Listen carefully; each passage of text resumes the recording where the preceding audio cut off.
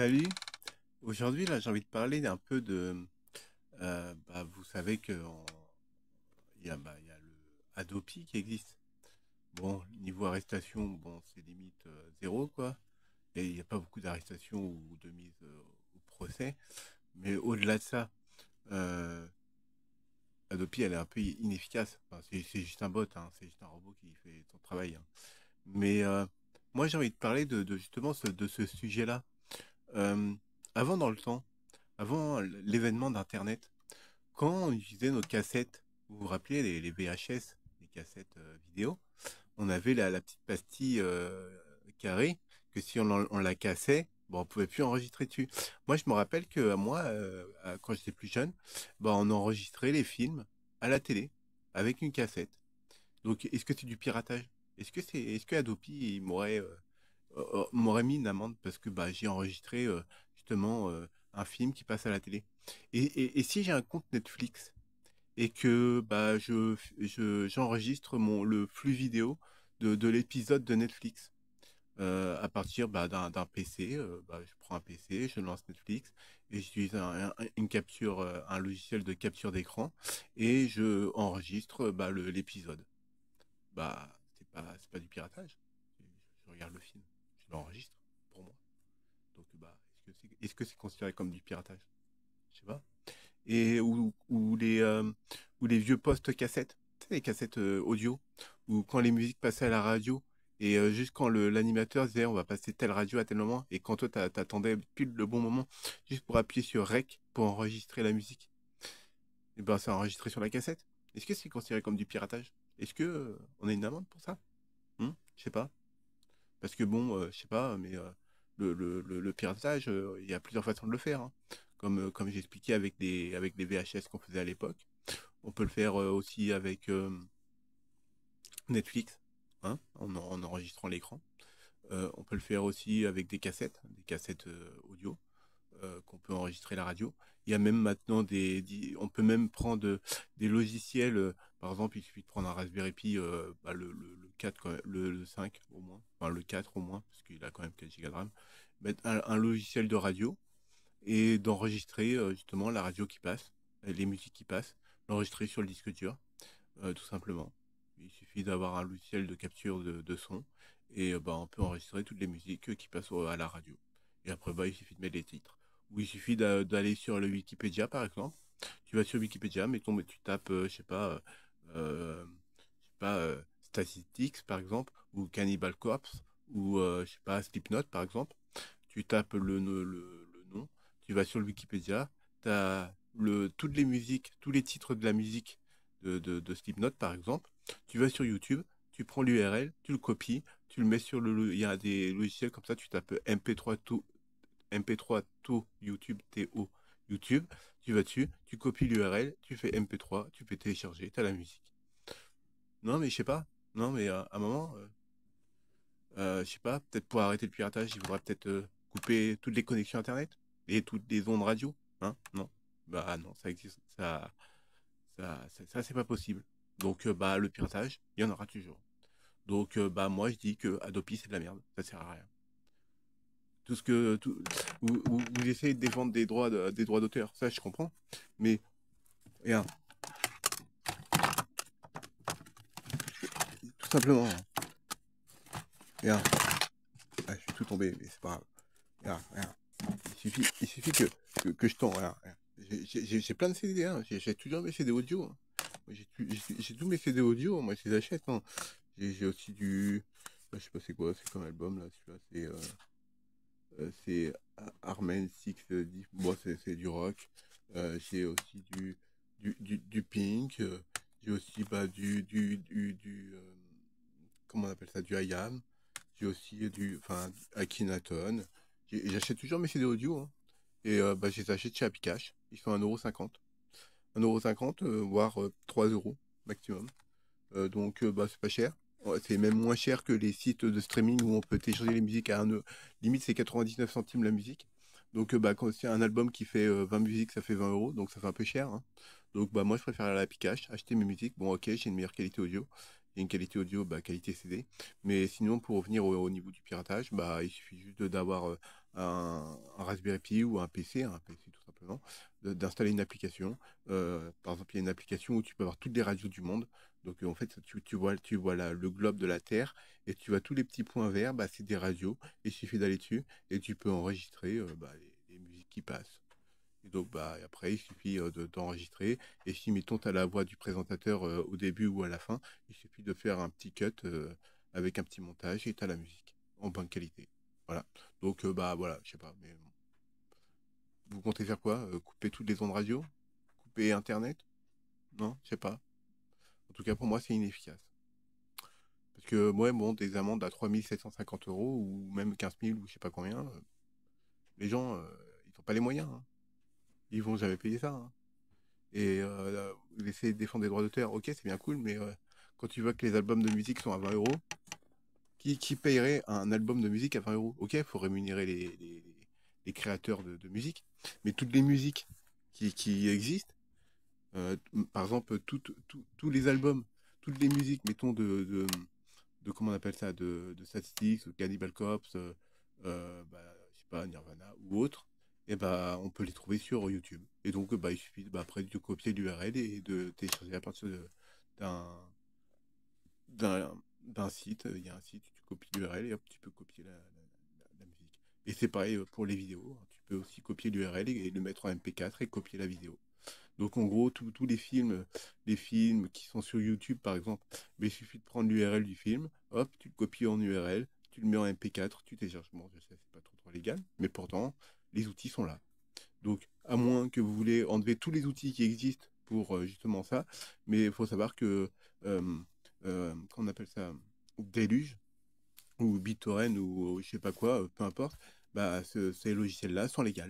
Parce que bah, tu peux télécharger du Linux, par exemple des images Linux ou des logiciels libres de droit, etc. Et donc, bah, à moins de vous attaquer à des trucs open source, je vois pas comment faire, quoi. Enfin, je veux dire, c'est comme si vous vous attaquez à Linux, quoi. Enfin, pas vraiment, mais parce qu'il y a un droit d'auteur. Mais je veux dire, tous ceux qui travaillent sur Linux, par exemple, ils travaillent gratuitement et ils mettent leur distribution gratuitement. Après, ils travaillent peut-être avec des dons, tu vois, avec des Tipeee par exemple, où on donnerait un petit peu d'argent. Par exemple, moi j'aime bien la distribution Mint. Elle est super bien parce qu'elle ressemble beaucoup à Windows. D'ailleurs, moi j'aimerais bien réussir à plus tard, parce que là j'ai pas trop, je sais pas assez bien coder, mais j'aimerais bien faire un, comment on appelle ça? Un, c'est RaspiOS, bah, faire un RaspiOS, mais avec toute l'interface de Windows XP. En gros, c'est tout pareil que Windows XP, sauf que le noyau, c'est un Linux. Et donc, bah, ça, ce serait intéressant, parce que bah, les personnes lambda qui connaissent pas Linux, bah, au moins, ils seront pas perdus. Bah, après, je prends Windows XP, mais ça peut être aussi Windows 7, Windows 8 ou Windows 10. Euh, après, bon, c'est peut-être pas forcément très, très légal, mais Windows XP, ça a plus de 20 ans, donc c'est bon, hein.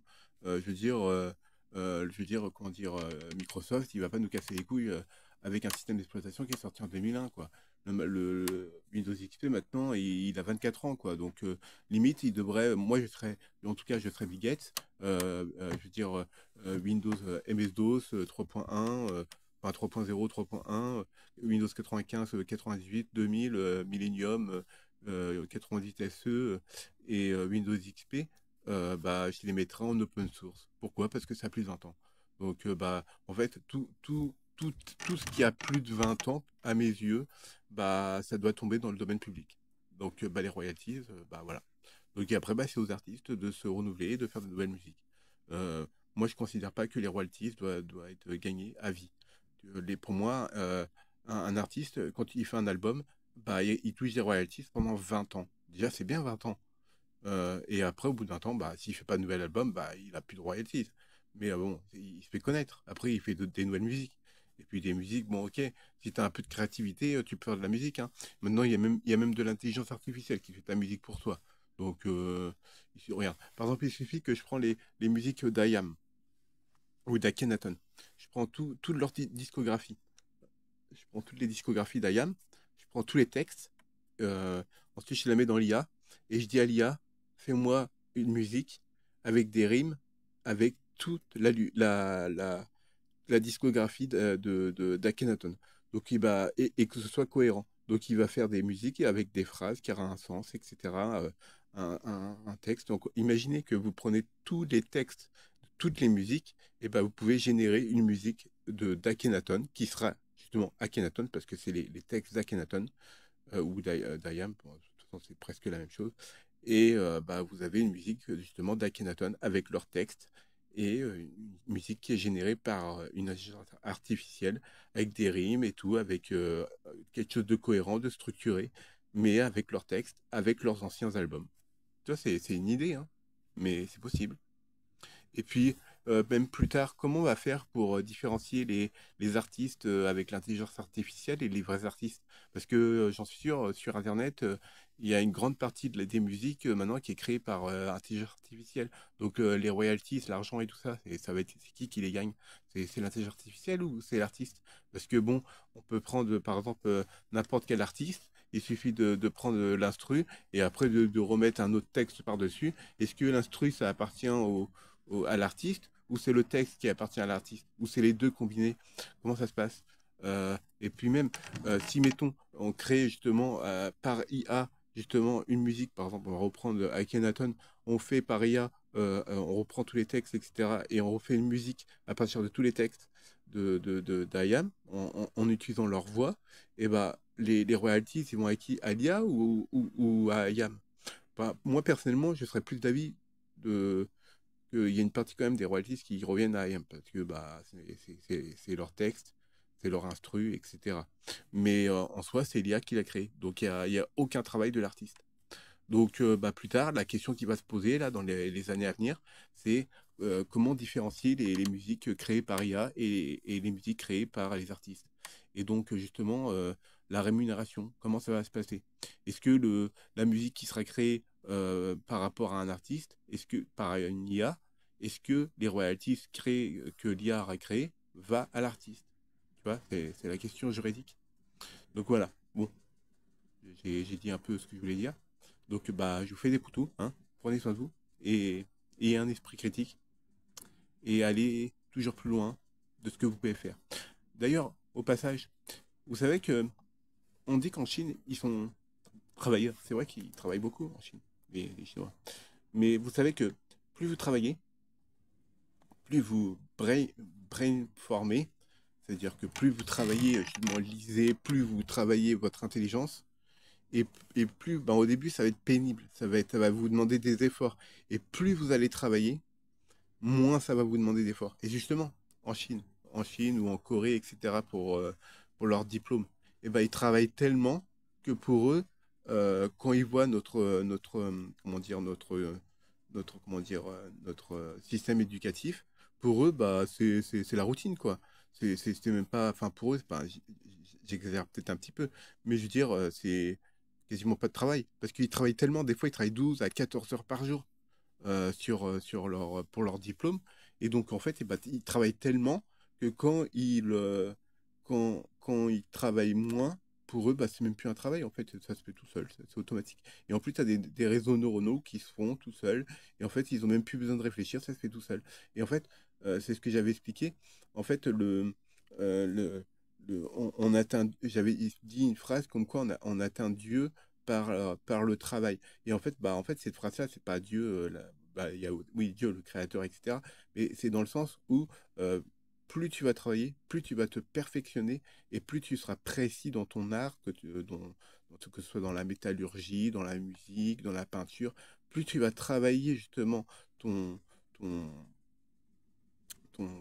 ton savoir-faire, justement, et plus ce sera facile pour toi. Donc en fait, parfois, il faut se faire un peu violence. Et justement, à force de se faire violence, au bout d'un moment, tu vas même plus ressentir que c'est fatigant. Ce serait devenu justement une routine. Ce serait devenu quelque chose de normal. Et c'est un peu ce que je fais. Il y a des moments où je suis hyper fatigué et je tiens et je continue. Et maintenant, limite, quand je fais rien, je me fais chier et je suis obligé de m'occuper, quoi. Donc voilà. Bon, je vous fais des poutous, hein, des bisous, prenez soin de vous, de la planète, et faites attention à vous et ne vous faites pas avoir partout toutes les informations qui vous entourent un peu négatifs, qui essayent de vous rentrer dans le crâne des pensées uniques et tout. Et il y a vraiment un esprit critique. On est dans une société où il faut vraiment réfléchir. Parce que c'est pas ceux qui sont au gouvernement qui, qui va nous sauver, hein. Eux, ils s'en foutent, hein. Eux, les 1% ou même les 5% les plus riches, eux, ils s'en cognent, hein. Faut pas oublier que la révolution va passer par une révolution ouvrière. Parce que faut pas oublier que c'est le petit peuple qui fait marcher justement tout le système économique et c'est pas ceux qui sont au gouvernement qui font marcher les choses. D'ailleurs, moi, un de mes rêves, c'est justement que chaque loi qui serait passée à l'hémicycle, que bah, on envoie tous, je veux dire, dans l'hémicycle, ils envoient justement le texte de loi à tous les Français qui sont en 18 ans et qui ont une carte électorale, ils reçoivent le texte de loi, qu'ils lisent et ils le valident ou non. Et donc toutes les lois qui passeraient dans les mains de l'hémicycle, et ben, ce sera au peuple justement de voter les lois. Et ce sera plus aux ceux qui sont à l'hémicycle, au gouvernement, etc. Genre gauche, droite, milieu, machin, bidule, on s'en fout. C'est le peuple qui a le pouvoir. Là, ils disent que c'est une démocratie, mais c'est pas vraiment une démocratie. On est juste on est dans une démocratie représentative. Donc c'est même plus une démocratie en fait. Et une vraie démocratie, bah, c'est qu'à chaque fois qu'il y a une loi, bah, ce serait au peuple de choisir oui ou non si cette loi passe. Donc voilà, moi ce serait un de mes rêves justement. Et je, pour moi, j'investirais énormément. Bah, déjà, je donnerais déjà beaucoup plus d'argent dans les hôpitaux parce que il manque de personnel dans les écoles. Comment dire, l'école est obligatoire jusqu'à 16 ans. Mais moi, je rendrais l'école obligatoire jusqu'à l'obtention d'un diplôme, c'est-à-dire un CAP ou un BEP. Donc, t'as beau avoir 18 ans, 25 ans ou 30 ans, si t'es encore à l'école, si t'as pas ton CAP, tu sors pas de l'école. Donc, moi, ça se passerait comme ça. Bon, c'est un peu extrême, mais euh, au moins, comme ça, la personne, elle sort, elle a au moins un diplôme. Et comme ça, bah, t'es sûr que toute la population française, quand elle sort de l'école, elle a un diplôme, elle a un savoir-faire. Donc voilà, enfin bref. Je fais des poutous, prenez soin de vous. Tchuss.